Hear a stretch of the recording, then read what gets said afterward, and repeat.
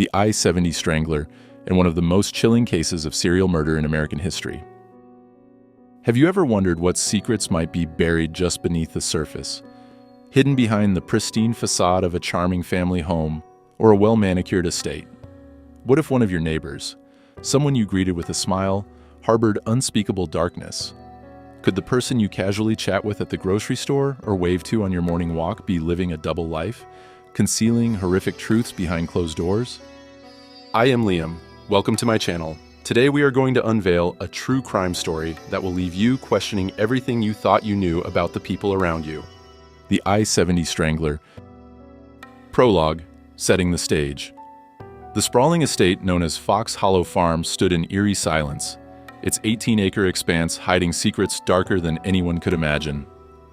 Once a picture of suburban prosperity, this Indiana mansion concealed horrors buried beneath its soil. With its grand brick exterior, well-manicured lawns, and serene wooded surroundings, it seemed like the perfect family home. But behind its grandeur lay the story of a man whose charm masked something sinister, a predator who turned his home into a graveyard, leaving a legacy of death that would haunt investigators for years. Herbert Baumeister was, by all appearances, a loving husband, a devoted father, and a successful businessman. He ran a thriving thrift store business, mingled with the community, and provided for his wife and children. He was the kind of person no one would suspect. But what happens when a person's mask begins to slip? When small, unsettling details start adding up? Missing persons, strange behaviors, eerie coincidences. How many people have to disappear before someone finally puts the pieces together? This is the story of Herbert Baumeister, the I-70 Strangler, and one of the most chilling cases of serial murder in American history. Chapter 1. The Making of a Monster. Born in 1947. In Indianapolis, Indiana, Herbert Richard Baumeister grew up in an upper-middle-class household.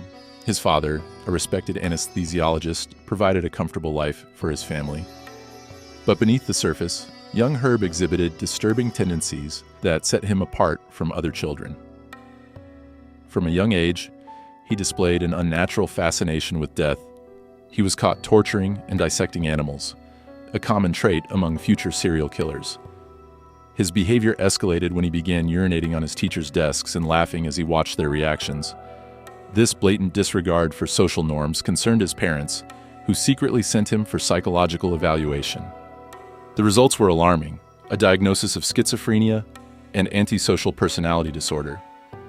However, due to the stigma surrounding mental illness at the time, Baumeister never received proper treatment. As he grew older, he struggled with relationships, employment, and his own identity. He attempted to live a conventional life, marrying Julie, having 3 children, and running a successful chain of thrift stores. But the darkness within him never truly faded. Instead, it festered, waiting for the right moment to be unleashed. Chapter 2. A Double Life. To the outside world, Baumeister appeared to be a hard-working entrepreneur.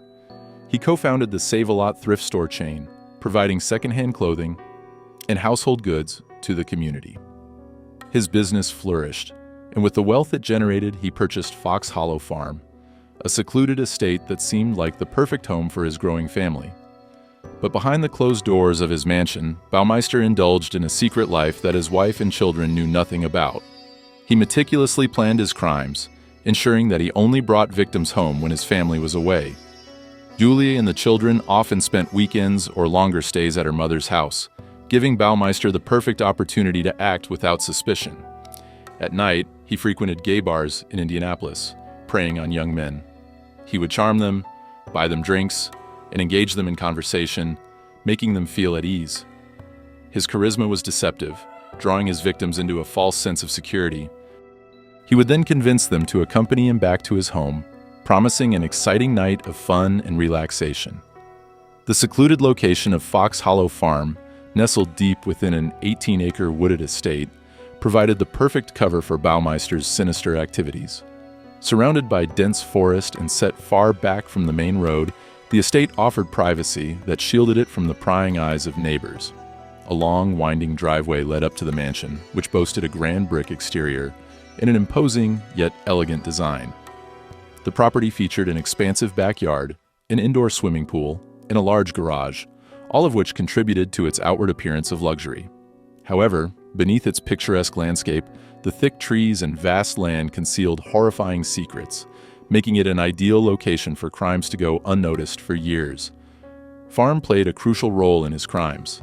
Far removed from prying eyes, the estate allowed him complete control over his victims, ensuring no one could hear their screams or witness their final moments. However, once they entered Fox Hollow Farm, they unknowingly stepped into a house of horrors. Baumeister had a chilling obsession with control and domination. He would lead his victims to his indoor pool area, where mannequins were eerily posed as if they were guests. It was in this unsettling environment that he carried out his crimes. One of his preferred methods was autoerotic asphyxiation. He manipulated his victims into engaging in strangulation for pleasure, often under the guise of a consensual act that would heighten their experience. However, his true intent was far more sinister. He would gradually tighten his grip, watching intently as his victims gasped for air, their faces turning pale, their bodies growing weaker. He derived a twisted sense of power from controlling the very breath of another person. But he took it too far every time, methodically tightening his grip past the point of safety, ensuring that his victims would never wake up again.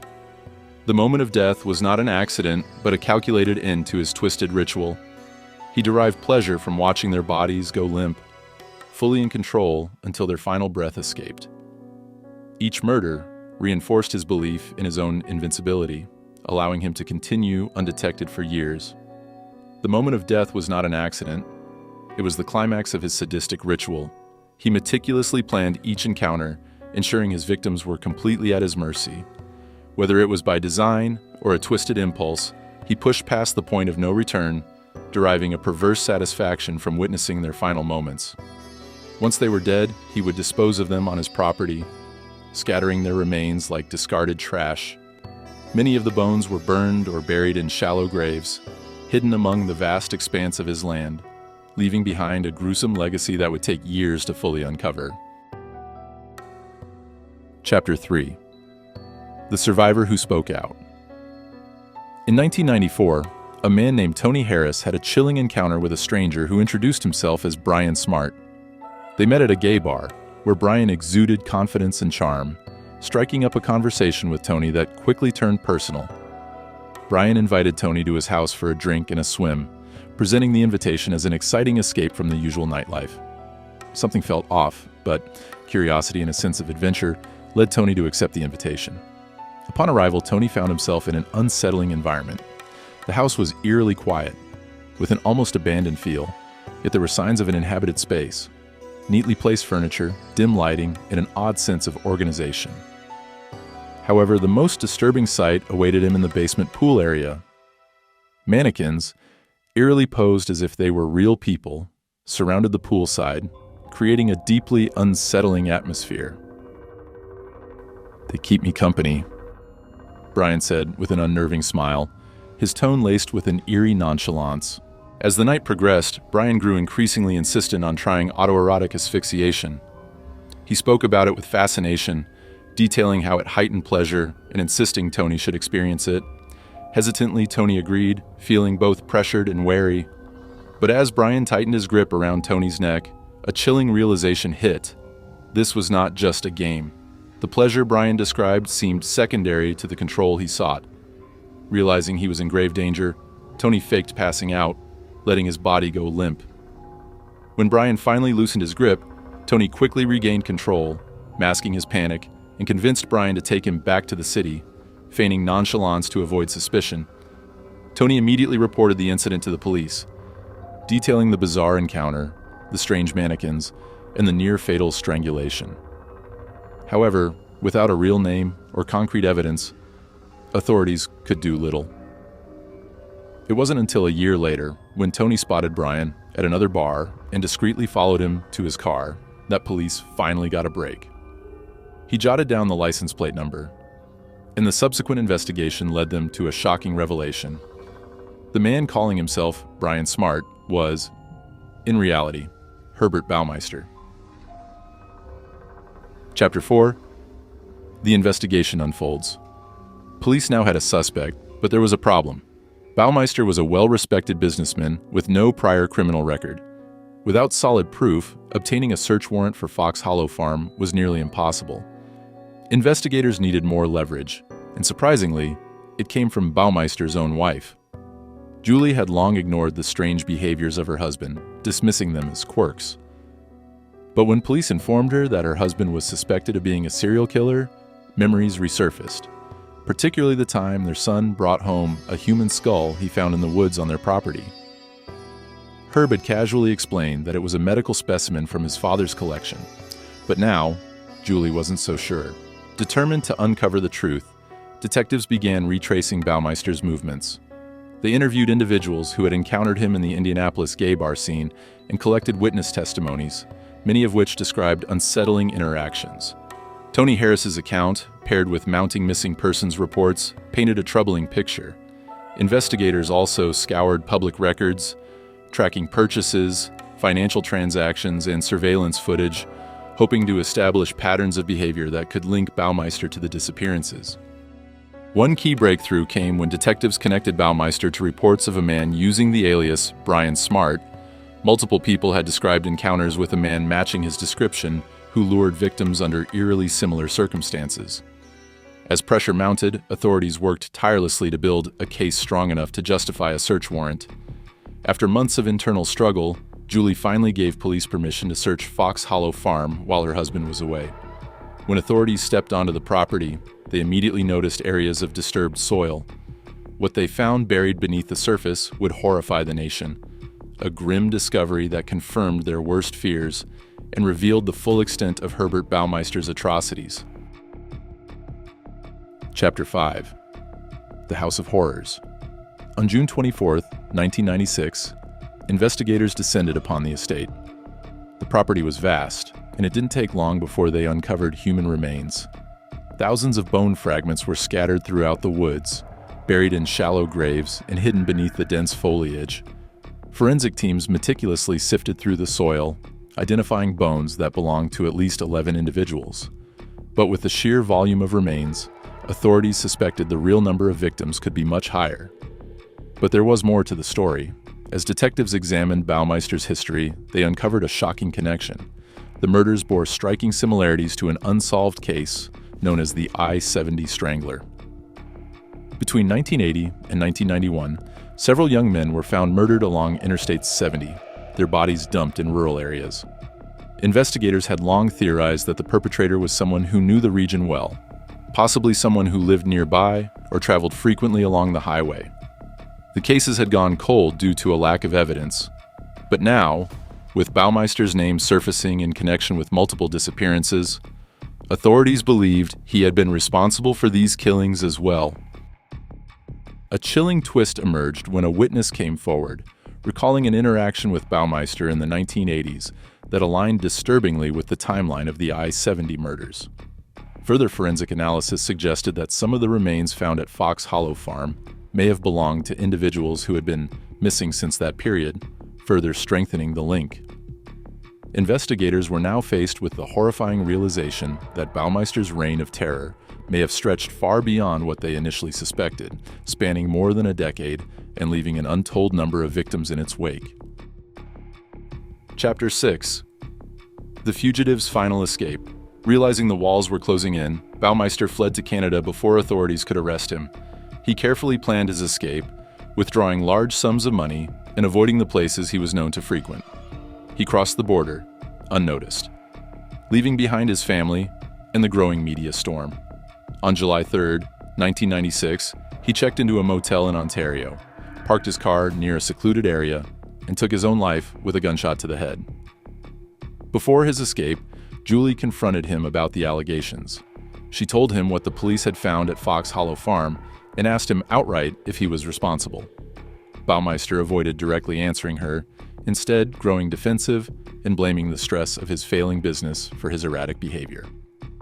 Julie, now fully aware of the man she had been married to, cooperated fully with the authorities. In a suicide note, he made no mention of the murders, only lamenting the failure of his business and marriage. He expressed regret over disappointing his family but never admitted to any wrongdoing beyond financial troubles. His marriage, though it had lasted for years, had long been strained. While Julie had initially believed in the image of a happy family, there had always been distance, both physical and emotional, between them.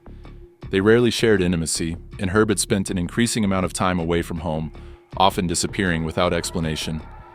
The facade of a perfect household had been just that, a carefully curated illusion that ultimately unraveled with the horrifying discovery at Fox Hollow Farm. He never confessed, leaving behind unanswered questions and countless grieving families who were left to piece together the truth from the wreckage he left behind. Chapter 7: The Aftermath. The case remains open, with authorities still working to identify more victims from Fox Hollow Farm. In recent years, new forensic methods have provided breakthroughs, but many families still wait for closure. The question remains, what went so wrong in Baumeister's life that led him down this horrifying path? Psychologists speculate that his diagnosed schizophrenia and antisocial personality disorder played a significant role in his behavior. His fascination with death, control, and power over others developed early, growing into an insatiable need to dominate and kill. He found pleasure in watching people suffer, taking their last breath, and knowing he controlled their fate. This psychological detachment from empathy and reality made it easier for him to live a double life, presenting himself as a successful businessman and family man while secretly indulging in his darkest desires. Many serial killers live double lives due to an inability to reconcile their impulses with societal expectations. Baumeister likely struggled with his identity, particularly regarding his sexuality, and instead of confronting his reality, he created an alternate persona. The fear of rejection or failure may have pushed him further into deception, allowing his monstrous side to operate in secrecy. People often struggle to be honest with themselves because of deep-seated fears of judgment, of punishment, or of losing control over the life they've carefully constructed. Despite the overwhelming evidence against him, Baumeister never admitted to his crimes, not even in his suicide note. Whether he outright denied his own actions or was unwilling to confront the horrors he had committed remains unknown. His note only expressed regret over his failing marriage and business, completely omitting any mention of the countless lives he had taken. Did he truly believe he was innocent? Or was he simply unable to face the reality of what he had done? Perhaps in his mind, his carefully crafted illusion remained intact until the very end. So, the next time your instincts tell you something is off, listen. Because monsters don't always hide in the shadows. Sometimes they live right next door. If you've made it this far, it means you're enjoying the story.